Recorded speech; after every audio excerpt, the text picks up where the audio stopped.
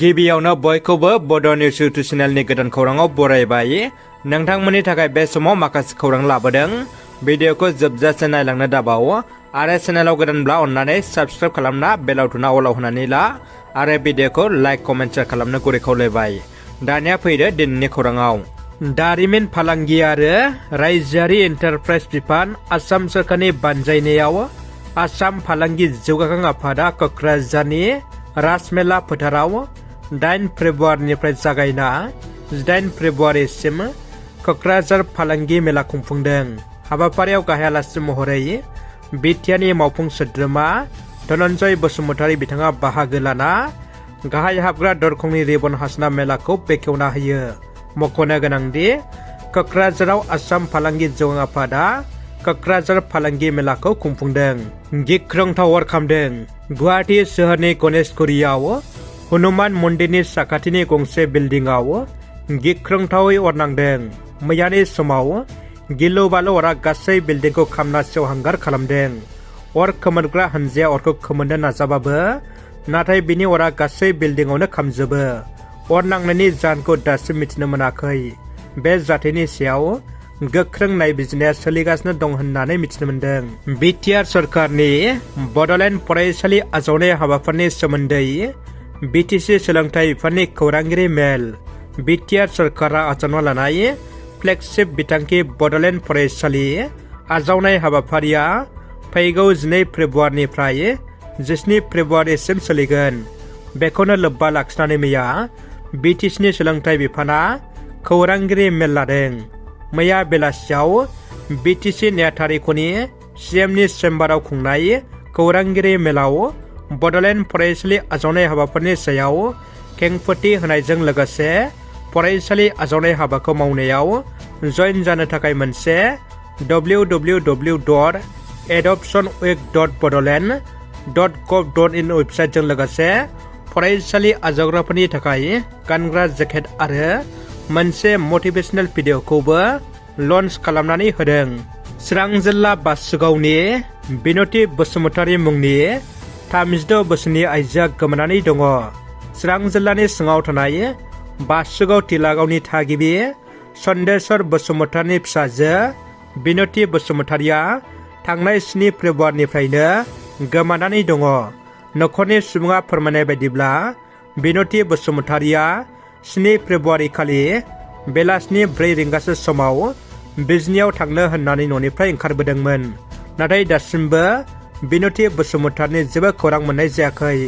मख'नो गोनांदि गोमानाय सुबुङा सासे मेलेमारि जेंना गोनां सुबुं।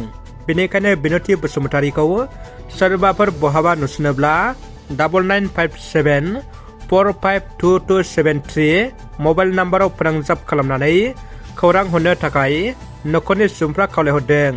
बर' हारिनि थाखाय मोनसे गोजोनथाव खौरां। उदालगुरि डिमाकुसि दख'रा एपसनि सिङाव थानाय सिखारि बांला दिन्दांपारा गामिनि नबिन बर' आरो रुपेश्वरी बर'नि आंगो फिसाजो तरायना जुतिका बर'आ रासिया हादरनिफ्राय MBBS उथ्रिसार जानो हाबाय। तरायना जुतिका बर'आ MBBS उथ्रिसारनो हानानै उदालगुरि जिल्लाजों लोगोसे बर' हारिखौ गोग्गानाय खालामदों।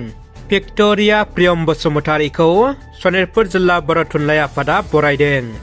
गरमारा गुदि बर' थुनलाइ आफादनि 50थि सनाथि मायथाइ फोरबो फालिथाय आरो सनितपुर जिल्ला बर' थुनलाइ आफादनि 52थि बोसोरसालिया थान्दै जथुम्माया गरमारानि आवथायाव थानाय 1 नं सान्तिपुर गामिनि गेलेग्रा गुवार फोथाराव सानथामनि हाबाफारि बायदियै गाजा गोमजा गाब होनानै खुंफुंजायो।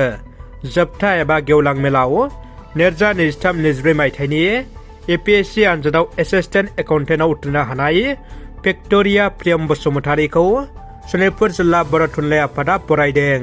बिटिआरनि खुंगिरि प्रमद बर'नि दैदेननाय बिटिआर सरकारा बिटिआर हालामनि हानि जेंनाखौ 100% सुफुंनो थांखि नाजावनाया सोलिगासिनो दङ।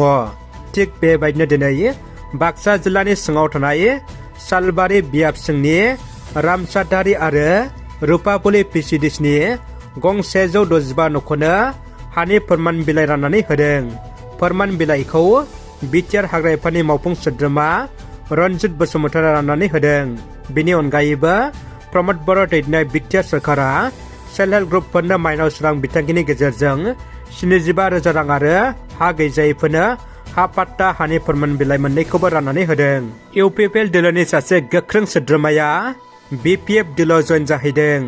चिरां जिल्लानि 14 नं चिरां दुवार बिटिसि बियाबनि सिङाव थानाय टुक्राझार पिसिडिसिनि सोद्रोमा एबा इउपिपिएल दोलोनि गोख्रों मावथि सन्जीब बसुमतारिया इउपिपिएल दोलोखौ नागारनानै बिटिसिनि बारग' डेपुटि चिफ काम्पा बरगयारिजों आखाइ हमफैदों। ओनसोलनि रायजो राजाफोरखौ गिखांनाय सोमजिहोदों। गसाइगाव महकुमानि सिङाव थानाय हात्तिगारा दैसानि खुरखानाया ओनसोलनि थागिबि रायजो राजाफोरखौ गिखांनाय लाबोदों। दैज्लां बोथोर सफैनाय लोगो लोगो गसाइगाव महकुमानि सिङाव थानाय हात्तिगारा गामिनि थागिबि रायजो राजाफ्रा गिखांनाय मोनदों। मानोना हात्तिगारा गामिजों लोगोसे दलगाव गामियाव दैसानि दैया खुरखा बिफां लाइफांजों सोमखोर गामिफोरखौ खहा खालामनायखौ गिखांनाय फोरमायदों ओनसोलनि थागिबि रायजो राजाफ्रा। सावगारियाव नुनाय आइजोआ तामुलपुर जिल्लानि मादारबारि गामियाव गोदाव सोराव आन्दायना दंफैयो। बिथां आइजोआ गावनि मुंखौ बिमल बर' आरो क'क्राझार आसाबारनि होनना फोरमायना लादों। नखरनि सुबुंफ्रा 6000982926 नम्बरनि गेजेरजों फोनांजाब खालामनानै आइजोखौ लांफैनो हागोनखौ मिथिहोदों मादारबारि दालाइ एफसिनि आफादगिरि गोहोम बर' बिथाङा। स्टेट बेंक अफ इन्डियानि मोनसे गोनांथार मिथिहोनाय बोसोराव 10,000 रां लाइफ इन्सुरेन्स दोननायनि गेजेरजों जायनि मुङाव दोननाय जादों बे सुबुङा हरखाब जिउ गोमायोब्ला एबा हरखाब जाब्रबथायनि थाखाय अरायनि थाखाय बेंगुरा जाना थायोब्ला नखराव मोनगोन नोगोद 20 लाख रां। बे स्किमनि गेजेरजोंनो दिनै क'क्राझारनि सासे थागिबिया state bank of India north Kokrajhar ब्रान्चनिफ्राय 20 लाख रांनि चेकखौ मोननो हाबाय। बेनिफिसारिया फोरमायनाय बायदिब्ला गावनि बिफाया थांनाय 2014 मायथाइनिफ्रायनो बे लाइफ इन्सुरेन्सखौ दोनबोना हरखाब जाब्रबथायाव जिउ गोमानायनि उनाव दिनै 20 लाख रांनि चेकखौ मोनफुंनो हाबाय। जायनि थाखाय दिनै बिफा गोमाजानायनि दुखुजोंब्लाबो स्टेट बेंक अफ इन्डियाखौ साबायखर बावहरदों। एमपि नब कुमार सन्याया गेदेर खैफोदाव। क'क्राझार लकसभानि एमपि नब कुमार सन्याया गेदेर खैफोदाव।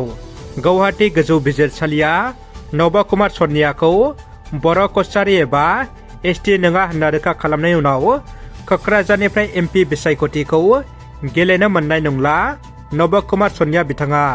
बर'नि सानसुमैफोर दावराय देख्रेब नार्जारि आरो जनकलाल बसुमतारि बिथांमोननि गोख्रों जुजिसोमनायनि गेजेरजों बर'नि सुथुर खेबनै एमपि जानाय नब कुमार सन्या जेननो गोनां जाबाय।